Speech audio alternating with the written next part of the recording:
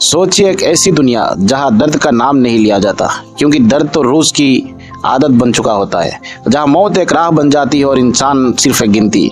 यह कहानी है एक जर्मन हुक्मरान की इंसानियत की साथ टक्कर की। एडोल्फ हिटलर नाम तो सुना होगा। साल था 1933। जर्मनी जख्मी था। पहले विश्व युद्ध में हारी हुई जर्मनी की इज्जत और पैसा दोनों दांव पे लगा हुआ था। लोग बेरोजगार थे, भूखे थे, गुस्से में थे और यही गुस्सा हिटलर का सबसे बड़ा हथियार बना। हिटलर का जबरदस्त भाषण और बोलने का तरीका बहुत ही आकर्षक था। लोग घंटों तक खड़े रहकर हिटलर की बात सुनते और जोश में आकर नारेबाजी करते रहते। हिटलर कहता था, यहूदियों के कारण जर्मनी का हार हुई है। वह यहूदियों को झूठा, मक्कार और बेईमान समझता था। उसका कहना था, जब तक जर्मनी में यहूदी रहेंगे तब तक जर्मन कौम का विकास नहीं हो सकता। फिर बना एक नया सोच, नाजीवाद, जिसका एक ही मकसद थी, सफ़े हस्ती से यहूदियों को मिटा देना। नाजियों ने पूरे जर्मनी के यहूदियों का लिस्ट बनाया और सबको येलो सितारे वाला यूनिफॉर्म दिया ताकि उनको आसानी से पहचाना जा सके।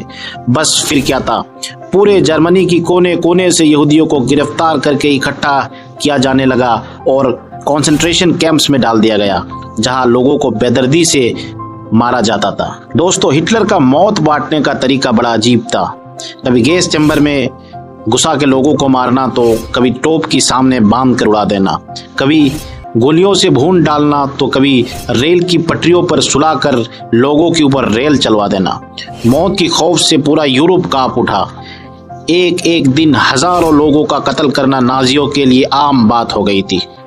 पूरे होलोकॉस्ट में हिटलर ने 60 लाख यहूदी, 5 लाख रोमानी, 2.5 लाख अफीदी लोग और 15 लाख होमोसेक्सुअल्स लोगों का कत्ल किया।